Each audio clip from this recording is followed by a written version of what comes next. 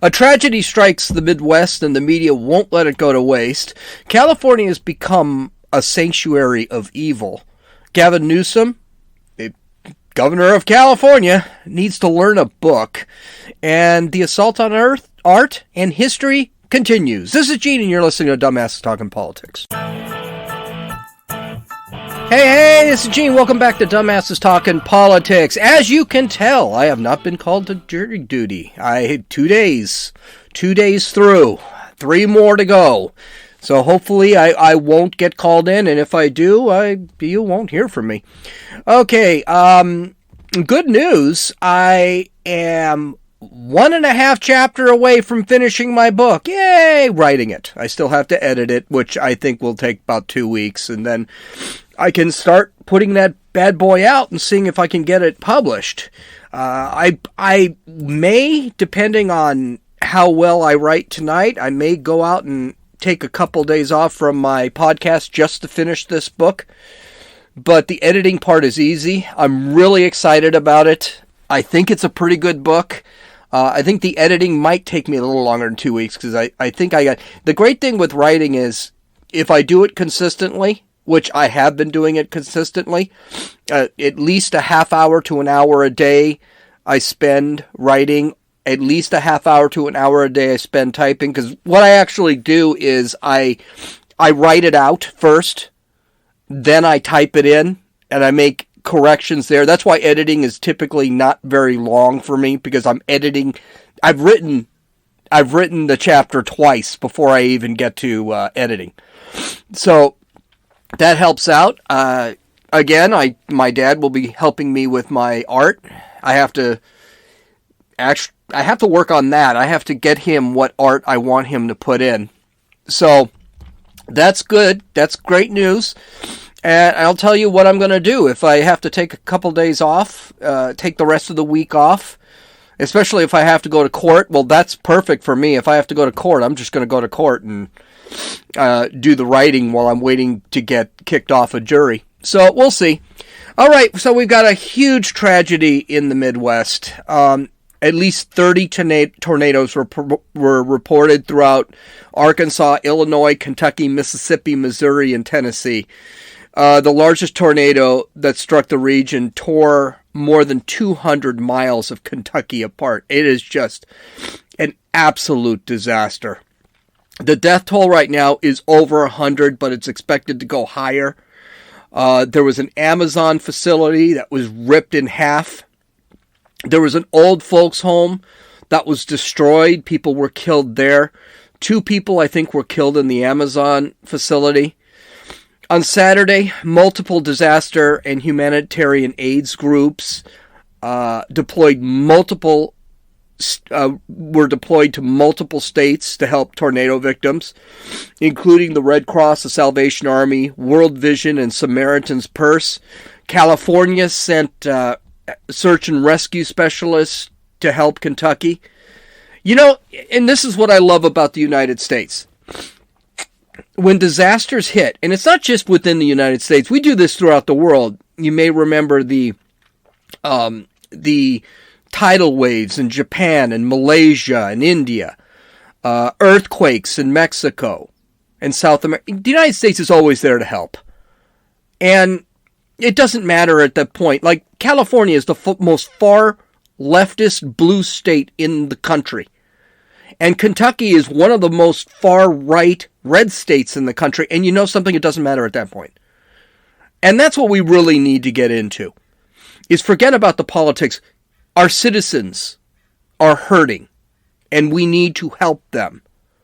And that's what's so great about this country. But it didn't take long before...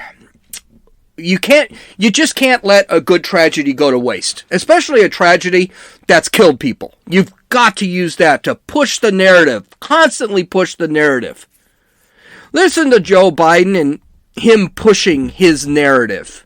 Does this say anything to you about climate change? Or do you conclude that these storms and the intensity has to do with climate change? Well, all that I know is that the intensity of the weather across the board has some impacts as a consequence of the warming of the planet and the climate change. The specific impact on these specific storms, I can't say at this point. I'm going to be asking the EPA and others to take a look at that. But the fact is that we all know everything is more intense when the climate is warming. Everything. And obviously it has some impact here, but I can't give you a quantitative read on that. Always push the narrative. Always. Never stop. Folks, when he made that statement, they hadn't even finished digging up the bodies. They didn't know. When he made that statement, there were only 40 suspected dead. Hundreds and hundreds missing. And we're going to talk about why this is such an asinine statement anyway. But it's just really sad that these guys keep bringing this stuff up. It really is. And it wasn't just him. I mean, this came from everywhere. So here, Eric Swalwell, the farting commie effer, Eric Swalwell. We should do all we can to help our Kentucky neighbors. God be with them. They are hurting.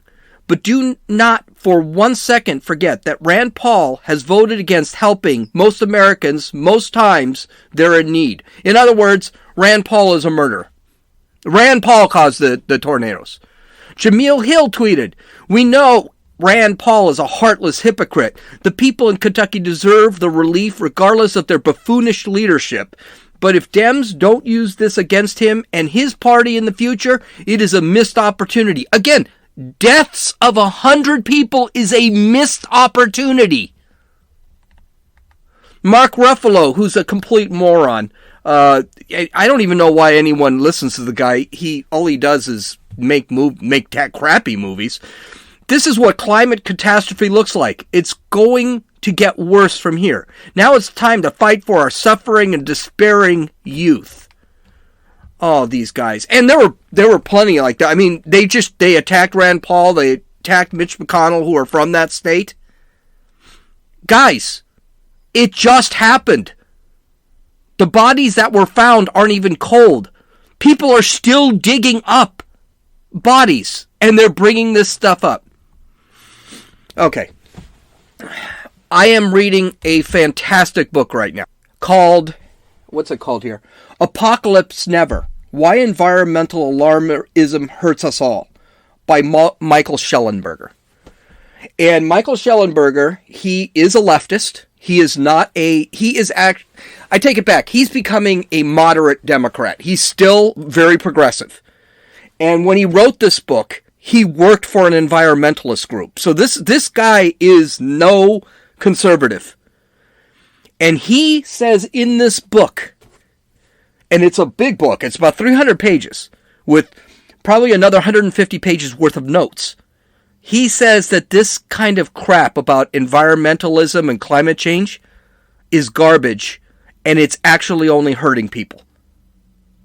Now, here's the reality for all these guys. First off, here's a newsflash for all of them. Tornadoes happen at this time of year every year. They've been happening probably for centuries. Most years, the tornado storms are not that big of a deal. They do some damage, but typically people are fine with it. Some years, we get a big storm. Okay. You know what would be strange? You know what I would be concerned about environmentally, where I would be alarmed? Is if this year came and there weren't tornadoes. Then I'd worry. Or if the tornado suddenly came maybe in summertime. Then I worry. But tornadoes hitting the Midwest this time of year is normal. It happens every year. So this is not a big deal. It's a big deal because 100 people were, but this is not climate catastrophe, climate disaster. This is just, okay, we had a big storm this year. And this is something Schellenberger points out in his book. One, the largest tornado storm wasn't this one. The largest tornado storm killed about 1,000 people was in 1920, which is just the start of the Industrial Revolution where we started pumping stuff into the air. The largest hurricane? 1900. So right off the bat, to sit back and say that all this climate stuff is killing everybody, no, we've had larger. 100 years ago, 120 years ago, we've had larger tornadoes, we've had larger tornado storms, and we've had larger hurricanes. So all you have to do is look through history. And that's another problem. And Schellenberger points these next two issues out in his book. It's a really good book because I really did not have a lot of understanding of climate change, climate science, why things work the way they work. This stuff I did know, but for the most part, Schellenberger explains it really well in his book, and because he is against the climate catastrophe group, you should probably buy a hard copy of it, and you'll know why later when we talk about George Orwell. He basically said that we only have about 150 years of climate research. Since about 1850, 1860, people started recording natural disasters like hurricanes and tornadoes. 150, 170 years? What kind of predictions can you make on 170 years of recordings? And don't forget, the recordings back in 1850 weren't like the recordings in 2021 or even 2000. How can you make a prediction of what's going to happen with the environment if you have no data? Even climatologists who study, anthropological climatologists who study this for centuries back have very limited data. Basically, they have data off of ice cores. And do you know what they find? Yeah, the climate was changing 100,000 years ago too. Now, am I saying that people do not have any influence? Not at all. I think it'd be foolish to believe that 7 billion going on 8 billion people, if it's not already 8 billion people, I don't know how many are on the earth, do not affect climate change at all. I think that is asinine. I'm sure we affect it a little bit. But the earth's a big place. It's going to change. It's survived volcanoes. How many times do you hear when a volcano goes off, that thing pumped out more crap into the air than the entire city of Los Angeles for the last 10 years has pumped out? You hear that all the time. Well, that's because that's what the earth does. The earth fixes itself. Now, one of the ways the earth may fix itself is make us extinct. That's what George Carlin said in one of his joke routines. We're so arrogant, we think we can fix the climate. He goes, no, the earth doesn't care. The earth will, if the earth wants to fix the climate and we're part of it, it's going to make us disappear. And there's not a damn thing we can do about it.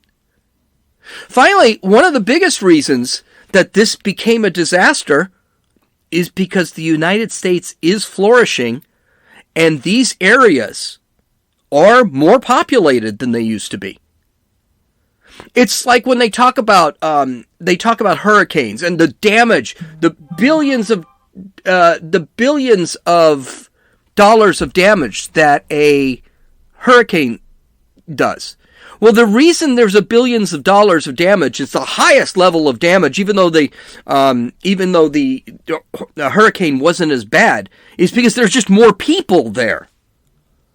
And so you're going to have more people, more property, you're going to have more death. And that's what happened here in the Midwest. The Midwest, these were once, sparsely populated towns that became cities, and then they had a tornado. Schellenberger brings this up. We shouldn't be shocked that 200 people die in a tornado storm. We should be shocked that more didn't die in the tornado storm based off the amount of property there and based off of the number of people that are there. here's the reality of what's happening. People are dying less of natural disasters. Why? Because of the technology we have. So all this when I see this, I knew people were going to bring this up. I knew they were going to sit back and start talking about climate change. I thought they'd wait until, I don't know, the tornado storm ended and we actually got an idea of how many people died. I thought they'd do that first. They didn't. They just went straight to the climate change thing before the bodies were warm. But understand something. There are different sides to this climate change thing. And I hardly think the EPA, the Environmental Protection Agency, is gonna say something that's gonna just enlighten us all to anything. Okay, California has a great idea. That damn Gavin Newsom, he is so terrible. In order to become the most evil and effed up state in the country, California has decided to push against the anti-abortion cases that are in front of the Supreme Court because they pretty much know that Roe versus Wade or Casey, they're going to be overturned. They've decided to make California an abortion sanctuary state. Bite that. I mean, my Lord, that is evil. It gets worse. The Kendall governor of California, Gavin Newsom, said, quote, "We'll be a sanctuary. We are looking at ways to support the inevitability and looking at ways to expand our protections." By the way, if Roe and Casey are overturned, and I think there's probably a better than average chance looking at how the left is flipping out about this whole thing, California is going to be able to expand abortion. I told you this already. California is going to be given the leeway to make up abortion rules the way they see fit. That's the point. But, he doesn't think. I mean, you're going to be able to kill your kid till he's 10 with California. But California wants more. So here it is. The state's council stated, quote, "If our state's abortion provider network is to provide timely care to California's parents and absorb any significant portion of the increase in out-of-state patients projected should Roe be overturned, California must take steps now to ensure the growth of a network of clinicians trained in abortion and sexual and reproductive health care." All right. Their plan is worse. It's a really long plan. But essentially, and if you go to dumbassestalkingpolitics.com, I've got some of them listed. But essentially what they want to do is they want to make it that if you're from out of state, you can come to California. You can be put up someplace in a hotel in California. You can go have your abortion for as many days as you need, because depending on when the abortion takes place, you may have to stay in California up to a week. And then you can fly back to your home state. All on the government dime. So my taxpayer money will go to somebody from Missouri to have an abortion because California says that it's important. Incredible. Absolutely incredible. And by the way, that is the reason to leave the state right now. For me. I'm very anti-abortion. And my taxpayer money is going to abortionists and to people from outside of the state getting abortions. That's not what I'm putting my tax money in. I don't know. Honestly, with the homeless problem, the drug problem, the mental health crisis, crime problem, and we're already a sanctuary city for illegals, I'm not exactly sure what my tax money is going into. But I know that my tax money is not going to go to killing babies. And that's the time when I say, you know what? Gotta leave. So, this is a terrible idea, but it just shows sanctuary. Remember what sanctuary is supposed to be? Sanctuary is supposed to be the church, and they provide people who are wanted for political reasons sanctuary from the government, because most churches are separate from the government. Victor Hugo's book, The Hunchback of Notre Dame, brought that into play, where Esmeralda ran into the Notre Dame Cathedral because she was wanted for political crimes and the government couldn't step in. You basically are saying that California is a sanctuary for killing babies. And by the way, there's no question. That's scientifically proven. They're babies. So knock it off with the stupid arguments when it comes to pro-abortionists. If a pro-abortionist ever wants to be convinced that abortion is killing a human being, give me a buzz. I'll talk you out of it. But Gavin Newsom's not done. Now, I had to look up what Gavin Newsom did before he became a politician. I knew it couldn't have been a lawyer. And it turns out that he has a BS in political science. How political science is considered a science degree? I don't know. It's a BA because it's just theory and crap like that. So Newsom, who, I got to tell you, he's been emboldened since he got through that recall election, had decided that he's going to design gun laws in California that mimics the Texas abortion laws. So here's what he said in a statement, quote, "I am outraged by yesterday's Supreme Court decision allowing Texas ban on most abortion services to remain in place. But if states can now shield their laws from review by federal courts and compare assault weapons to Swiss Army knives, then California will use its authority to protect people's lives or used it to put women in harm's way." So essentially what he wants to do is he wants to make it that you can sue a gun manufacturer. By the way, that's already got Supreme Court precedence. It's not a thing. That's not going to happen.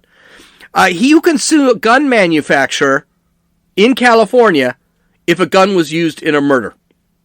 Doesn't matter if the gun was illegally purchased, obviously was illegally used, but doesn't make any difference about, how the gun. This is the typical leftist thing. Blame an inanimate object for the irresponsibility and bad decisions of people.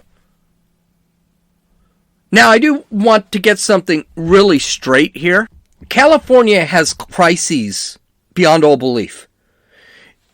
The head of the LAPD union said nobody should go to Los Angeles because the LAPD cannot guarantee their safety.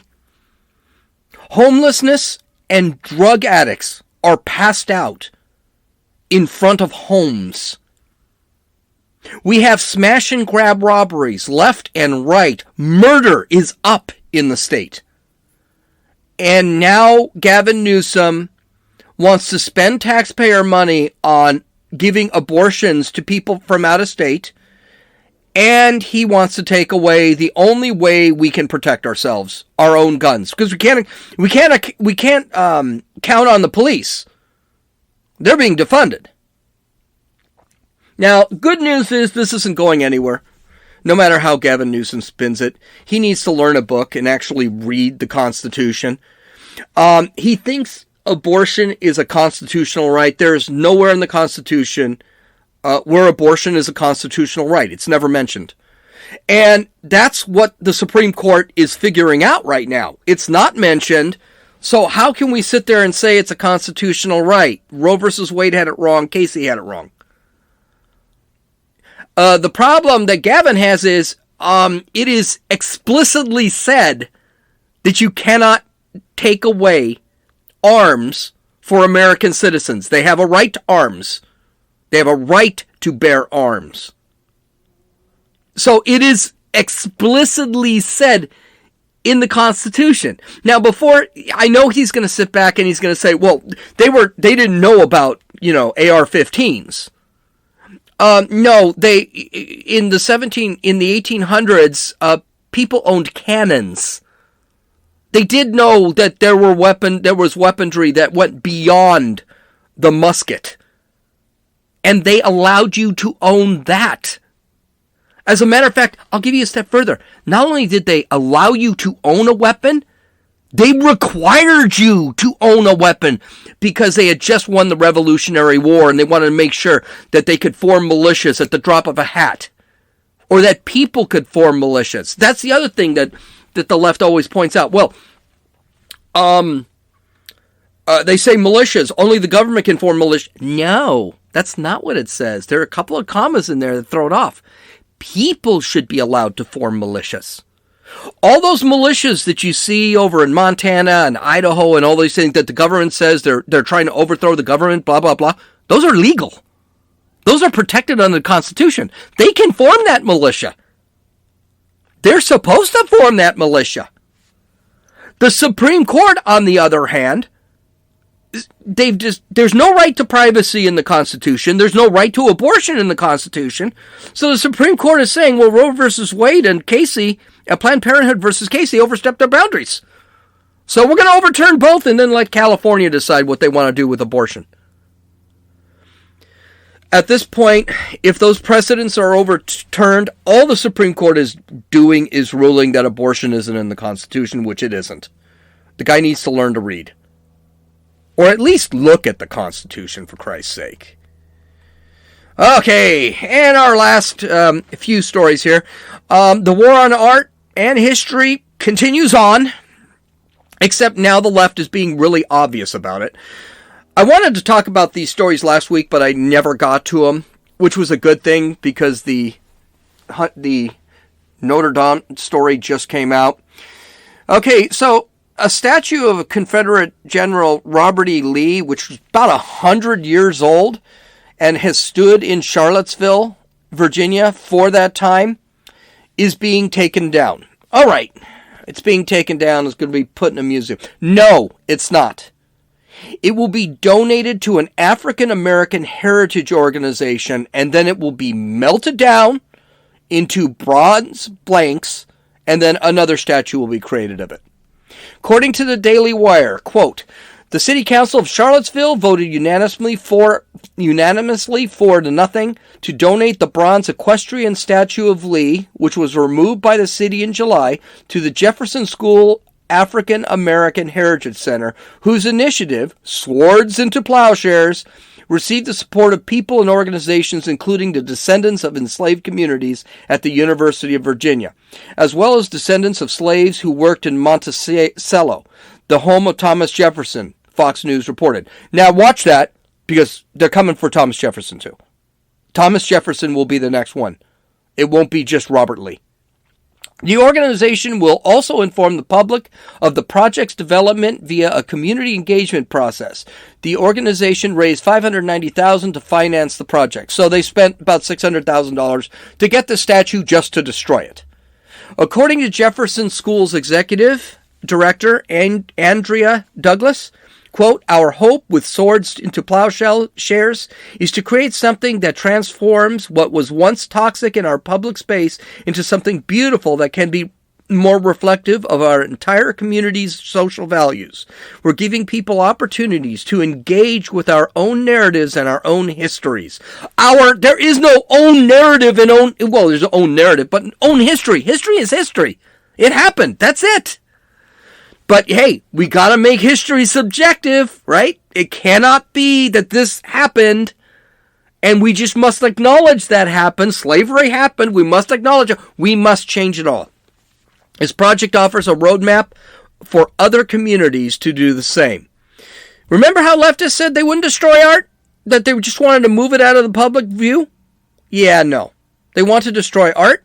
They want to destroy history.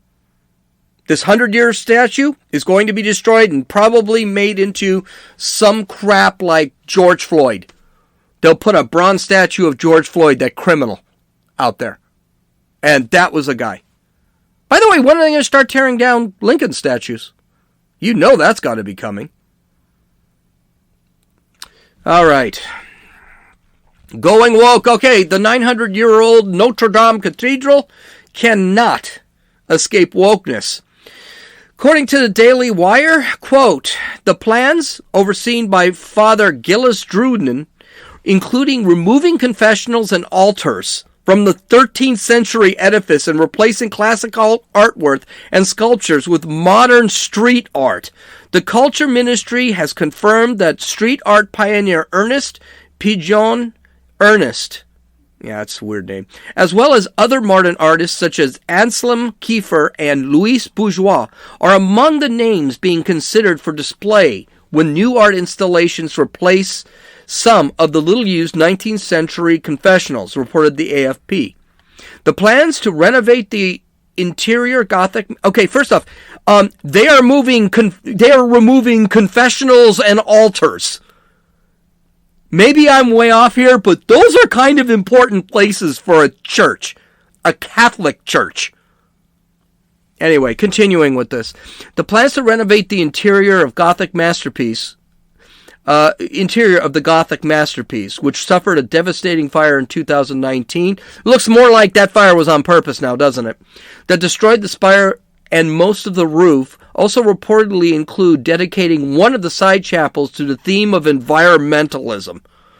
The new design also calls for adding new light displays, sound effects to create emotional spaces. Okay, I'm done with this. Now, first off, understand something. This is France. Okay, this is France. France is the center, the epicenter for humanism, existentialism, and absurdism. It has always been secular. And I'd say anti-religion, not even secular. I mean, this is a country who had the, quote, French Revolution, end quote, which was nothing more than a murderous riot that killed everybody with a guillotine. Something that chopped their head off. So that's not big surprise. The other thing is, there's actually a Catholic priest looking over this thing? What is he looking over? What is he doing? This church held a piece of the crown of thorns worn by Jesus. And you're going to replace all of the Gothic art? All of that made this church a Catholic church? You're going to replace it with graffiti and crappy modern art? Light shows? Sound effects? Oh, fuck.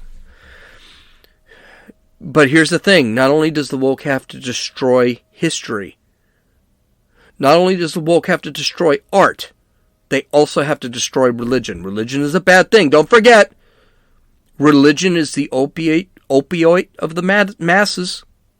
That's Karl Marx. And they believe this. Oh, and the last story, and this is what really got me going.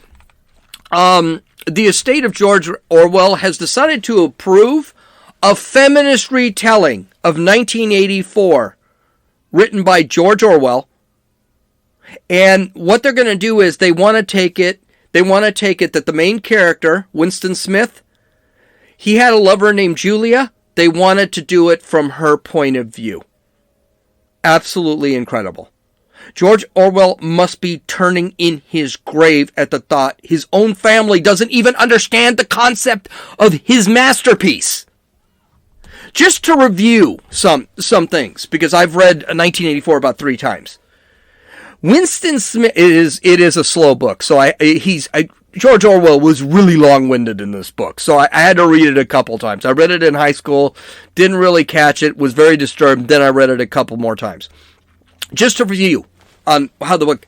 Winston Smith is a man whose job it is, for the government, to rewrite history and news per government edict, so that the people only got the information the government wanted. He actually rewrote history and rewrote news. If you've read the book, that is in the first chapter. If you saw the movie, which by the way was really close to the book, is a pretty good movie, but it was really close to the book, that's exactly what he does in the beginning of the book. In the beginning of the movie. If any of these people read the book, you'd also realize Smith, the main character, Winston, I'll call him Winston from now on, is already weak and susceptible to the edicts of the government, whereas Julia is already a strong woman and fights the mind control of the government. That is her main purpose in the book, to be the person that will not fall for the government edicts. You see the struggle. The reason Winston is the main character is you see the struggle he goes through for wanting to be free and see the world that Julia sees outside of the government. And the movie does this very well. And not wanting to leave the government edict. wanting to be still embraced by the government, even though the government has been lying to him and is hiding everything from him. Both these characters are eventually arrested and sent to a re-education camp. Winston ends up brainwashed, and Julia does not end up brainwashed. In other words, Julia is already a strong character, whereas Winston is not. If you decide to take the view from Julia, you're only going to see one view. The conflict of the story is not between the government and Winston and Julia. The conflict is the struggle between Winston and himself. The struggle that he has with wanting to bow down to the government and wanting to experience the freedom. My God. People don't... I'm glad I bought a hard copy of this book. I'm glad I have a hard copy of it. Because I suspect this copy that Orwell wrote won't be available soon. Someday in the near future. I will take the racist, sexist, bigoted, homophobic, transphobic version of George Orwell's book over the woke, newer, crappy version that these people are going to release. And just the thought that, my God, these people who are going to rewrite this book didn't get what the book was about. It was about censorship. They burned books, for Christ's sake. That's what they did in 1984. Oh. Anyway, I'm so pumped up and excited now. I can't even stand it. Anyway, you can visit my website at dumbassestalkingpolitics.com. I do have a new video on Rumble. Just search for Dumbasses Talking Politics and you will find it. I will be releasing a new video this week. I hope you enjoyed the podcast. Hopefully I'll talk to you tomorrow. It just depends if I get out of jury duty. This is Jeannie. You listen to Dumbasses Talking Politics.